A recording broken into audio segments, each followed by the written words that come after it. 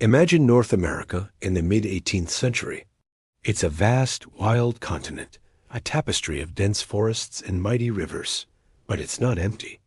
It's a prize, claimed by competing European empires. To the north and west lies New France, a huge territory stretching from Canada all the way down the Mississippi River. To the east, hugging the Atlantic coast, are the 13 British colonies, bustling with growth, wealth, and ambition. And caught in the middle? A jewel, the Ohio River Valley. This fertile land is the flashpoint. France needs it to connect its sprawling territories. Britain wants it for its ever-expanding population. And the Native American nations, who have called this land home for centuries, are determined to keep it for themselves. It's a delicate, tense balance, and it's about to shatter.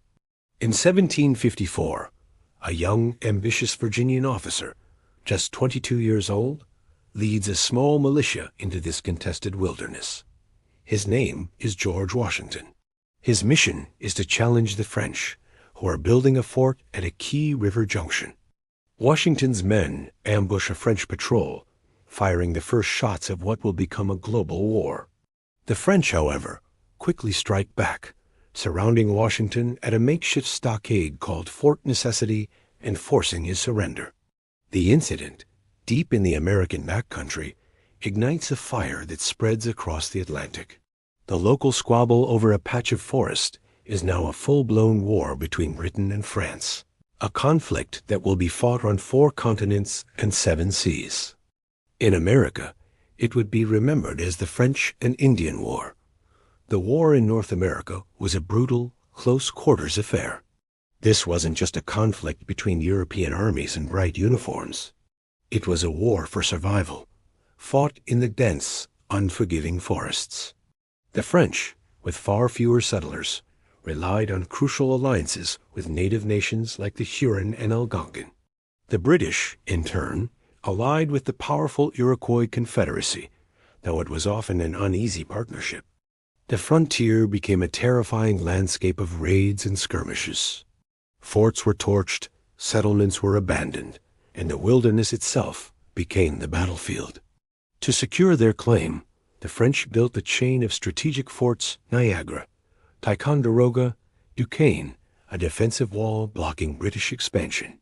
The British response was to escalate, pouring more soldiers from England into the colonies, determined to break French power for good. By 1756, the conflict officially exploded into a worldwide war. What began as a colonial border dispute was now an all-out imperial showdown. The early years were a disaster for the British. Their generals, accustomed to the open battlefields of Europe, were no match for the guerrilla tactics of the French and their native allies in the American forests. In 1755, General Edward Braddock marched 1,400 men to attack Fort Duquesne. He walked straight into a devastating ambush. Braddock was killed, his army shattered. A young aide-de-camp, George Washington, miraculously survived, helping to rally the panicked survivors and learning a hard lesson in frontier warfare. With the British on the back foot, it looked as if France might just win control of the entire continent. Just when it seemed all was lost for the British, a new leader took charge in London: William Pitt. Pitt was a political genius with a bold vision. He understood that the key to global dominance lay in North America, and he was willing to bet everything on it. He poured a fortune into the war effort, sending thousands of Britain's best soldiers and a massive naval fleet to the colonies.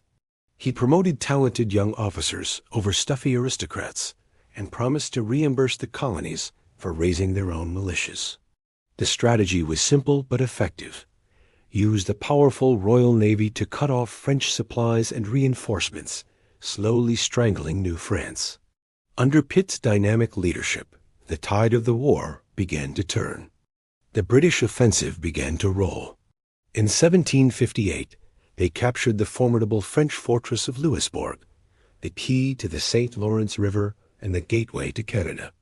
That same year, they finally seized Fort Duquesne, the very site where the war began, renaming it Fort Pitt, the future city of Pittsburgh.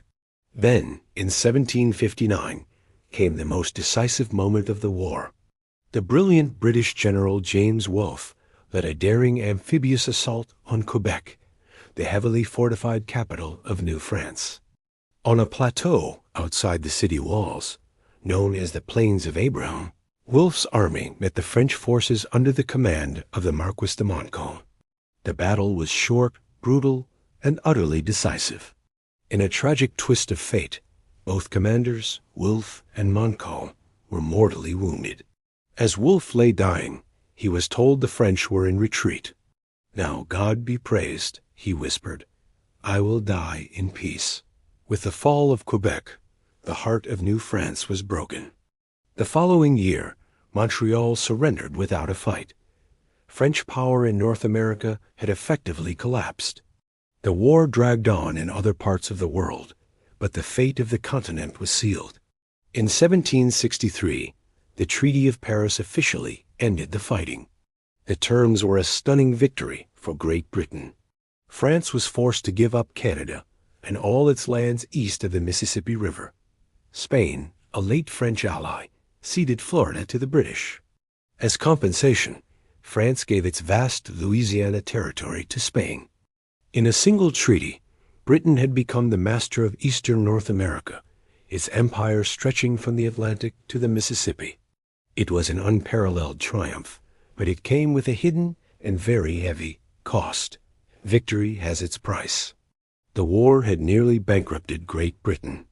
To pay off its staggering debts, the government in London looked to the American colonies, who, they argued, had benefited most from the defeat of the French. A series of new taxes and trade regulations were imposed: the Sugar Act, the Stamp Act, the Quartering Act. At first, the colonists had celebrated the victory as loyal British subjects. But this celebration quickly soured into resentment. Why should they pay for a war fought by an empire an ocean away? They had no representatives in the British Parliament that was now taxing them. The very war that had secured Britain as American empire had ironically planted the seeds of its destruction. For the Native American nations, the British victory was a disaster. With the French gone, they lost their most important trading partner and a key ally who had helped them resist British expansion. The new British authorities treated them with arrogance and contempt, building forts on their lands and cutting off traditional gifts and trade. In 1763, this tension erupted into a violent conflict known as Pontiac's Rebellion. Led by the Ottawa chief Pontiac, a confederation of tribes launched a coordinated attack on British forts across the Great Lakes region. The British government, shocked by the ferocity of the uprising, issued the Proclamation of 1763. This royal decree forbade American colonists from settling west of the Appalachian Mountains, creating a vast reserve for Native Americans. But it was too little, too late.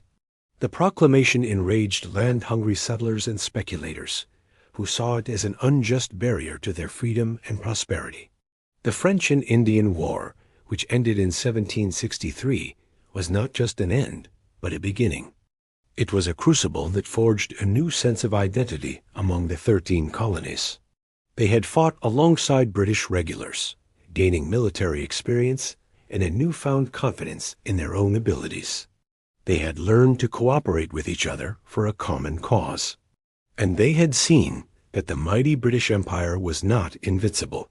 A young George Washington had entered the war as a loyal British subject.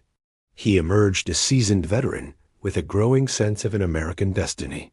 Within a decade, the same colonists who fought to expand the British Empire would take up arms to break away from it. The war for a continent was over. The war for independence was about to begin.